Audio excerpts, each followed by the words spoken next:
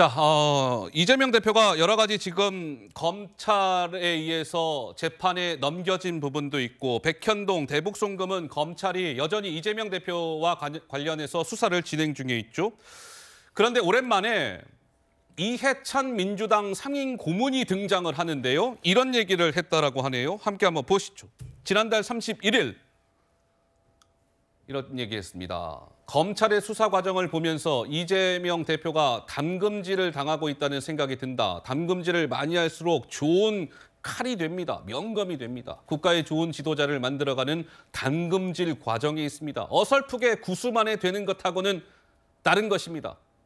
윤석열 대통령을 겨냥하는 듯한 발언도 있고요. 담금질, 이재명 대표가 명검이 되는 과정이라고 이해찬 고문이 평가했습니다. 조정원 의원께서는 동의가 되시는지요?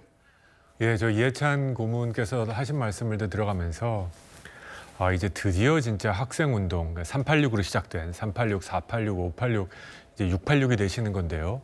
챗 GPT 시대를 맞으면서 이제 끝나가는구나. 네. 저런 식의 구시대적 생각, 본인의 진영을 고통을 받으면 담금질이라고 하고 담금질. 2수, 3수, 9수 만에 사법시험에 합격한 분들은 어설프다라고 할 정도의 그 일방적인 매도를 누가 믿겠습니까?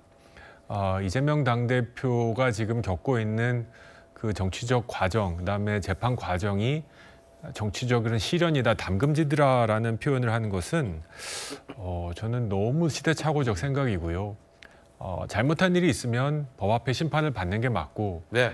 깔끔하게 정리한 다음에 제기해라라고 하는 것이 지금 2023년에 시민들이 바라고 있는 정치인에 대한 입장이고 과정인데 우리 진영 사람들은 압박을 당한 거다. 그러니까 마치 학생운동할 때와 똑같은 겁니다. 우리 진영은 무조건 옳고 저쪽 진영은 악이다. 우리는 선이고 저쪽 진영은 악이니까 우리가 당하는 공격은 핍박이다. 핍박이다. 네. 그리고 우리가 당하면 이거 순교다. 예. 이런 입장을 아직도 40년이 지난 지금까지도 견지하고 있습니다. 이해찬 대표님, 세상 많이 바뀌었습니다. 그런 생각을 다시 한번 좀 해보시기를 간곡히 충고드립니다. 이해찬 민주당 상임 고문은 지난 대선 때 이재명 후보를 전폭적으로 지지를 했었죠. 과거 이제 민주당의 장기 집권론이라고 해야 될까요? 이런 주장도 했던 분인데 그 목소리가 준비되어 있습니다. 잠깐 들어보실까요? 저 개인적으로는 한 20년 정도의 집권 계획을 잘 만들고 앞으로 몇 사람을 더 시켜야 되겠습니까? 한 10번은 더 시켜야 되지 않겠습니까? 2022년 재집권을 함으로써 한반도 평화를 가져오는 앞으로의 100년이 전개되기 시작한다고 생각을 합니다. 후보로서 충분한 자격을 갖췄구나. 강점, 실천할 줄 알고 실력이 있고 실행할 줄 알고 삼실이라고 그러잖아요. 그런 점이 강점이죠. 이재명 후보는 실행을 철저히 한다면 합니다. 이재명은 합니다. 이 말은 신뢰가 가요.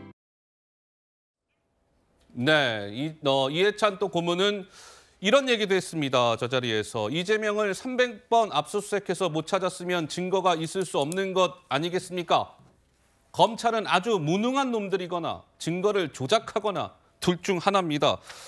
라고 목소리를 높였습니다. 양지열 변호사님, 이 시점에 이해찬 고문이 저러한 목소리를 내는 게 과연 이재명 대표한테 좋은 결과로 이어질까요? 좀 어떻게 보시는지요? 지금 민주당 내에서는 사실은 그렇게까지 민주당이 많은 얘기들이 나오지 않는다라고 민주당에서 주장을 하지만 언론에서는 이제 민주당에서도 여러 가지 의견들이 나오고 있다라는 얘기를 하고 있지 않습니까? 그리고 그 와중에 또 언론을 통해서 주목을 받는 사람들은 아무래도 조금 다른 목소리를 내는 분들이 많이 나올 수밖에 없는 상황이기 때문에 지금 이재명 대표의 불구속 상태이지만 재판에도 넘겨졌고요. 대장동과 관련해서 그런 부분이 있어서 이제 당의 어떻게 보면 어른 역할을 하고 있는 분으로서는 이재명 대표에게 힘을 실어주는 게 지금으로서는 필요하다라고 생각을 한 거겠죠. 그리고 이제 검찰과 관련해서는 지금 검찰 같은 경우에는 아무래도 과거와는 달리 독립적이고 객관적이라는 기관이라고 일방적으로 말하기 어려운 구조에 있어요. 그런 구조에 있는데도 불구하고 1년 7개월 만에야 지금 기소를 내고 그 안에도 이재명 대표가 지금 직접적으로 금전적으로 이익을 봤다든가 이런 부분은 빠진 상태로 또 진술에 의존해서 기소를 했거든요. 그러니까 지금은 검찰로서는 우리가 검찰이 독립적이고 객관적이고 공정한 수사를 통해서라고 하지만 정치적으로 저런 논란이 있을 수밖에 없는 상황을 어느 정도는 또 검찰이 초래한 부분도 있죠. 조정원 의원님. 예, 아까 그 발언 중에 이해찬 고문께서 뭐 이러면 10년 집권한다, 20년 집권한다, 네. 100년까지 말씀하신 걸 제가 들었습니다. 원래 이 권력이란 게 고이면 썩고 오래 고이면 반드시 썩습니다. 그런 걸 다 아시는 분이 왜 이렇게 10년, 20년, 100년 이런 얘기를 계속 하실까? 정치인으로서 저렇게 오래 집권하면 문제가 생긴다는 걸 아실 텐데, 그리고 또 그런 발언할 때 그 주변에 계셨던 많은 분들이 이렇게 박수치고 좋아하는 얼굴들을 보면서 아, 저분들이 정말 정치 빼고는 할 게 없는 생기형이구나. 아이고. 아, 정말 이거 외에는 다른 걸 할 게 없기 때문에 예, 예. 아, 내 직업의 안정성을 보장하는 얘기구나라는 생각이 듭니다. 아, 정치는 생계형으로 하면 안 된다고 저는 생각합니다. 네. 아, 그리고 권력은 기간이 지나면 시간이 지나면 반드시 바꿔줘서 고인물이 썩는 효과를 막아야 되는데 정치를 저렇게 오래 하신 분이 앞으로 10년, 20년, 100년 더 한다라는 말에 지지를 받고 또 주변 분들이 환하게 웃는 얼굴을 보면서 예. 아, 생계형 정치의 피해를 보는 듯합니다. 알겠습니다.